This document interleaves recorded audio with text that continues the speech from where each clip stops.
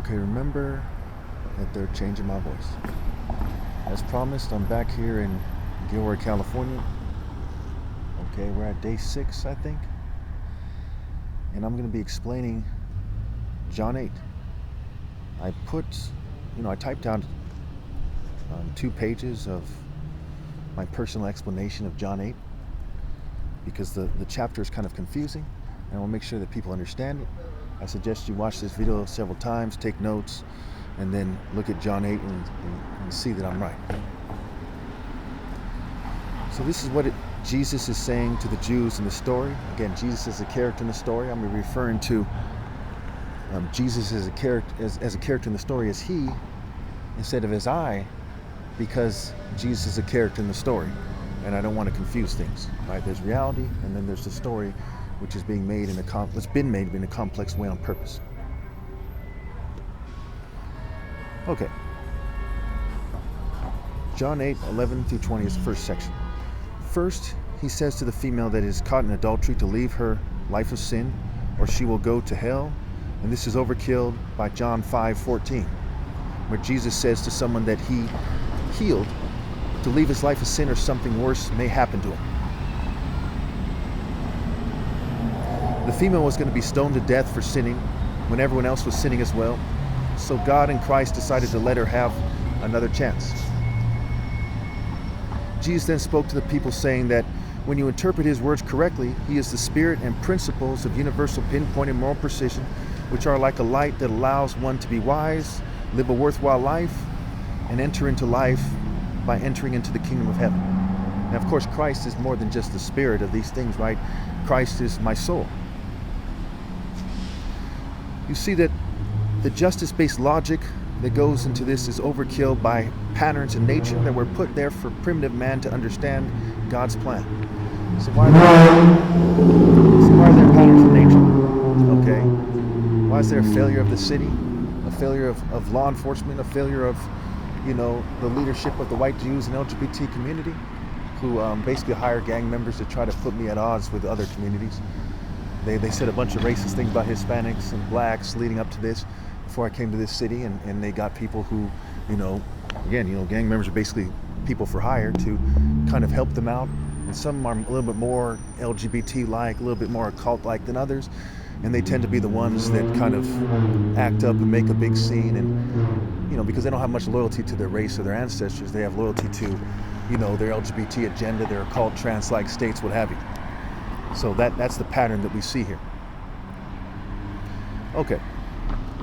So we see again that the patterns of nature were put there for primitive man to understand God's plan. So God was explaining his plan to primitive man, not just to the modern man, but to early man who didn't have much of an understanding of modern science. So the patterns in nature were God's way of revealing the truth about the situation to the primitive man. For example, the various animals' horns, teeth, and claws, and the hunting tactics of various animals, and how they connect to monotheistic martial arts, and the lesson one learns when they naturally become sharp and study the sun naturally, are very revealing. So when somebody looks at the different animals and they see the kind of hunting message, the honing message, the message of truth, the message of how to hunt effectively and how to understand nature in order to hunt effectively, they start to kind of understand God's plan more, right? Those animals are hunting for a reason. God put them there with claws and sharp teeth and different horns for a reason, because it's like a martial art lesson, right? Mind, body, soul, and spirit, to understand these ideas, that are transferable to human beings to a certain degree. And of course, these are just, animals. They don't have some kind of profound wisdom per se, but they've cultivated certain natural principles that are also projecting the patterns in nature that are there for primitive man. You might call him primitive man, early man, because in many ways, early man was wiser than modern man, right? Because people are, kind of couch potatoes, kind of stuck in their modern jobs and their modern ways, and they don't really understand life very much. When they go into nature, they're like somebody who's been cultivating the concrete jungle for a long time, like the Romans, who's out of touch with it, who goes back into it and is kind of lost. Okay. When one studies martial arts in the divine order with moral precision, it carries over into various parts of their life over time, and that sort of sense they develop carries over into understanding the message of nature. So for example, if you take martial arts and holding your senses in the divine order, which is different than just, taking any old martial art or something, okay, it carries over into your life in a way that's divine. Where the masses of martial arts systems, right, there's many of them, there's many variations of them, many forms of kung fu, quite a few forms of karate, what have you. They're formed outside of reality, right? They're formed inside the mere human rules, customs, and traditions of their respective system. And no offense to anybody, but this is just the bottom line. So when they kind of go through life, we see that they're students, they just conform. They don't have any higher cause. There's nothing special about them. They kind of are a little bit more sharp than they otherwise would be, but they're not intensely in reality to truly understand the situation. So when they see the message of nature, it's not the same as cultivating universal pinpointing moral precision in the divine order. It's the only way to cultivate it. Because if you cheat me out of my right to lead, no matter how nice you are, you're going to kind of be outside of reality. In your reality, you believe that you don't have to follow me. You believe that you don't have to obey God through me. You believe these things in your reality. And that's not the reality of the situation. For example, as I'm standing here on the streets, if I thought that magically I was underwater or something, okay, it wouldn't help me very much, right? It would change the way I think, the way I move. The more out of touch with reality you are, and the reality of how to be moral, right? The word morality is a play on words for more reality for a reason. The more out of touch you are with actually living a moral life, the more you're going to miss out on the message that God put there. So that's why there's a lot of martial artists who honed a lot of skills, very flexible, they strike very fast, they're very organized, very clean and what have you, but they still don't understand the deeper lessons of life, so they just conform and follow the masses of people because they didn't truly transcend the limitations of their system, which is preventing them, right? When you couple with the philosophies and society that they adhere to, they prevent them from truly grasping the situation and making a wise decision. Okay. So there's a difference between being sharp and knowing the truth, or having been sharp in the past and having had figured it out, and merely being unfocused in a trance-like state in a brain fog, which comes from and results in cheating the righteous natural alpha of all humanity out of his right to lead. Okay, so if you're sharp, okay, and you know the truth, and you've experienced the truth, you know the reality of the situation, right? What is right, what is wrong, you know what's going on, okay, and you're moving masterfully. It's different than being a sort of trance-like state, right, in a brain fog, in a fugitive state of mind, which comes from and results in cheating the righteous natural alpha of all of humanity of his right to lead. So when you're kind of outside the formation of the one God set apart as the natural alpha of all of humanity, you're in a kind of fog-like state. You're kind of confused about why you're here. So some people will say that, they say, well, why did God do this? Or why did God do that? If they're in the divine order, they would have those answers. Because the Lord is a warrior, as it says in Exodus 15:3. So those answers lie in God's martial arts order, right? The word martial is marital, scrambled, and I, Christ, and the Bridegroom.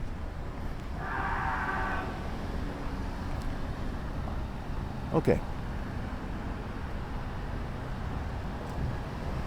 So after being challenged, Jesus said that even if he testifies on his own behalf, it is valid because he is aware in truth that he comes from God in heaven and he is going to return.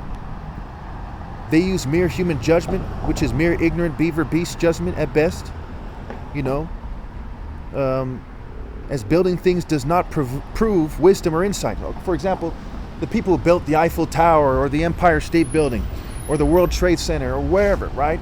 Or these buildings here. They don't need wisdom or insight to build that. It's like riding a bike, right? Once you learn how to do it, you just learn how to do it. It's not a test of somebody. Science is just, people inventing things and then they kind of just build on that. It doesn't take any particular insight or wisdom. And it's not particularly book smarts either, because there's various forms of book smarts, and book smarts are just book smarts at the end of the day. They're not truly all-encompassing intelligence, and they're not truly life smarts. Okay, So the reason why I chose the beaver, right, it's right there in the word beaver, the B-A-veer, right, to veer from the alpha. Plus the beaver might build a dam, but the beaver isn't the most insightful animal. A leopard, for example, is more insightful than a beaver. A bird is more insightful than a beaver. A falcon, a cheetah is more insightful than a beaver. So just because you build something, doesn't mean that you're insightful. Just because you invent something, in a sense, the beaver invented the dam, right? But it doesn't mean that he's smarter than the other animals. And so it is with human intelligence, right? Just because someone is Tesla or Einstein doesn't mean they're the smartest person to ever live. They're not. There's nothing about their life that shows profound life wisdom. And life wisdom, right? Wisdom is the highest form of intelligence, not book smarts. Okay, so Jesus says that he only uses the divine judgment and scales from God when judging.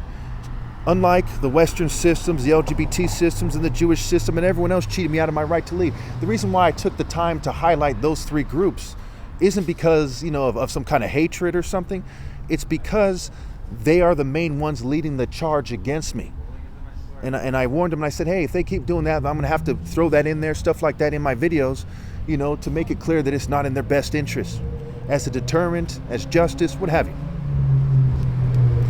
So again, I put it this way, I wrote that here. Put it this way, as they racially persecute me and harass me in California, while acting very immature in large groups to try to benefit their patriarchal lines in a sick and self-destructive way. Okay, so Christ says that he only judges to serve God, who is with him in spirit, and obviously can't be hurt, and only the lowest and least powerful forms of life would try to harm God. So he said that if those powerless is the word, arrogant dogs truly knew him, they would know him and God as well. Okay, so anyone who's an arrogant fool, okay, I'm calling an arrogant dog. Not just the characters in the story. If those powerless, arrogant dogs truly knew me, they would know me and God as well, because I am in the Father and the Father is in me. So going to the section 21 through 30, Jesus said that out of fear and desperation, they will look for him after he leaves, after his flesh dies, but will die in their sins as they are evil fools. So you will look for me, but you will die in your sins. So after he gets crucified, they're going to say, hey, where's the Messiah? Because they're going to reflect on what had happened, and they're going to see that he actually is Christ. And of course, he is I am he. And that they're going to say, where is he now? Right? They're going to say it at various points in life, including on their deathbed, what have you. See, they are from hell. They are from hell due to the fact that their souls were bred by their forefathers and foremothers to be in the spirit of evil. Their patriarchal lines are all evil, and they need him to lead them while they are in submission to purge their minds, hearts, souls, and their whole being. So you see a lot of Westerners, they say things like, everyone's born a sinner. It's not true. Okay, I wasn't born a sinner. I'm from a long line of righteous people. They say that because they want to confuse you about the reality of God and who people are. When God revealed himself to Moses, he said, tell the Jews I am who I am. I am has sent me to you. So if I said that I was magically born a sinner, then I would be a liar like the people who are lying about who I am. Like everyone who's lying in their own way when they cheat me out of my right to lead, they're lying to themselves about whether it's a good idea to do so, what have you. Okay, so I come from a long line of righteous martial artists, and some people in my family weren't so perfect. Some people in my family were very imperfect. But the kind of gene expression was morally precise and was cultivated over generations. So that focused moral intensity, as cultivated through martial arts, was expressed through me and is expressed through me, and I'm the last divine expression of Christ. And it's really my soul and the generational martial art king spirit that comes together to make what is the Bible refers to as Christ returning. I know that can be a little confusing because the way they put it makes it so I'm inclined to put it a certain way, and they made it a much more confusing concept than it has to be. For example, if we remove the story completely and just say, well, who am I? Well, my soul was set apart to be the top martial artist ever possible. And there was kings before me who were righteous, right?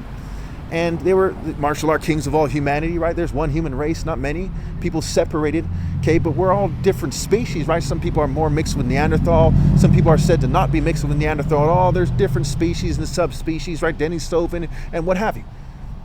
Okay, and therefore people have different shapes and sizes. That's part of why they have different shapes and sizes. And they cultivated their genome, their subgrouping in various continents, various terrains, with various diets and various activities. And okay, so that's neither here nor there to some degree. But what is important is that God's order is a Royal African Falcon martial art order. Africa is where everyone comes from, and there's no other way to look at it. So when God made man in his image, he made man in his image in Africa. Now, a lot of people might say, duh, and some people say that's not what the Bible says. It actually is what the Bible says. You just aren't reading it carefully. Okay, the Garden of Eden is a spiritual place, not a literal place. Okay, it's describing things a certain way relative to the terrain, and it actually includes Africa in the description of the Garden of Eden in Genesis, right? It includes northeastern Africa. Okay. So, and of course, Ham begot Cush, Cush begot Nimrod, and the Cushites spread throughout the Middle East at some point. So it's a very African description of where people all come from. And Hebrew itself is an Afro-Asiatic language, and Abraham's name is Abraham. Okay, and the champion of God, Ham, Pion, On is Iunu, Heliopolis, Ra is called center in Egypt, where Joseph married Asenath, the daughter of Potiphar, the high priestess of Ra. And we see in Amos 9:7, it says, "Are you not the same as the Cushites unto me, O children of Israel?" And we see in Galatians 3:28, where it says, "There's no Jew or Gentile, you're all one in Christ Jesus." We see in Galatians 4, it says that Jerusalem in the sky is their mother, not Jerusalem in this world. Okay, Jerusalem in this world is gone in sin. And it says, the Bible says the earth is defiled, it sinks, never to rise again. So the Garden of Eden is not in this planet, it's in the spiritual realm. And the tree of righteousness, right? Righteousness, right? So when Cain was told to leave the garden, he wandered the earth. He was outside of the spiritual realm as he wandered the earth. And we see it echoed in Egyptian mythology, where Horus is, Horus is the son of God, and he's the king of the Royal African Falcon martial art order. And Set is foreign to the martial art order, right? Just like Cain is foreign to the Garden of Eden, right? He wandered the earth. And of course, Abel was replaced by Seth, whose name is like Set, it's spelled the same way. And that's not a coincidence. And of course, Bel is Set's counterpart. Bel is the Middle Eastern version of the Egyptian deity Set, the deity of rape by deception in various forms of evil, to that effect, especially rape, because all these deities, all these pagan deities, are like fertility deities first and foremost. They want to reproduce their activities and their cults in various ways, including sexual reproduction. Okay.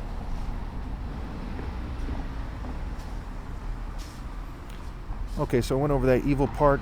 So the only way that they can purge their minds, their hearts, and their souls, and their whole being is in submission to the martial art order, right? They have to be in submission to focused moral intensity.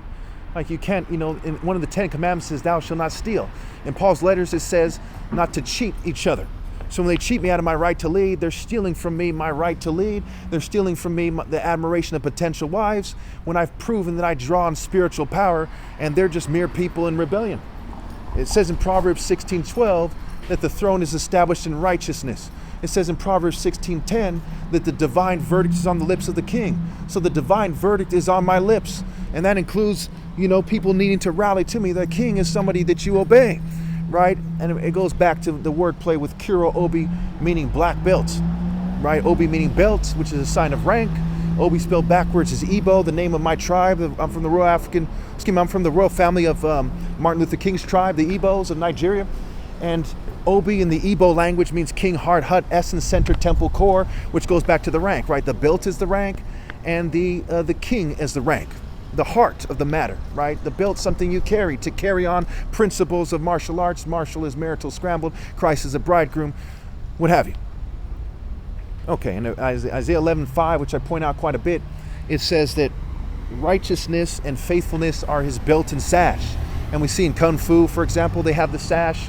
They use the sash quite often. We see in the various martial arts, not just karate, but taekwondo and jiu-jitsu, where they wear a belt. So that's why they're talking about righteousness and faithfulness are his belt and his sash in Isaiah 11:5, because it's a martial art order. That overkills why martial is marital, scrambled, and Christ is the bridegroom. And the word hits is scrambled in the word Christ for a reason. And Bethlehem, built he ham. Okay, so it's pretty straightforward. when you couple all these things together, it spells it out in a way that's undeniable. So not only do the principles line up, you know them by their fruit, righteousness, and justice, right? But the wordplay lines up. So when you see you have a book where there's 20,000 denominations in America alone, and you see that the principles line up, right? Righteousness, right? Justice, the foundation of God's throne is Psalm 89. It lines up with the wordplay. Then you say, well, these churches have a lot of explaining to do. How come my version makes sense and their version not only does not make sense, but there's a bunch of people that argue with each other, and they all have a lack of fruit that's appalling. They just conform to mainstream white society. They don't really bear any fruit. They don't convey martial power, spiritual power. The root and offspring of David, right? The Lion of Judah and the root and offspring of the warrior King David. And the word David is a play on words for David, and they don't have a warrior spirit. Right? Being in the military is not the same thing. It's a soldier. Being a police officer is being a police officer. It's not being a warrior. A warrior in the holy and religious context is a martial arts, sacred, holy, and morally precise warrior.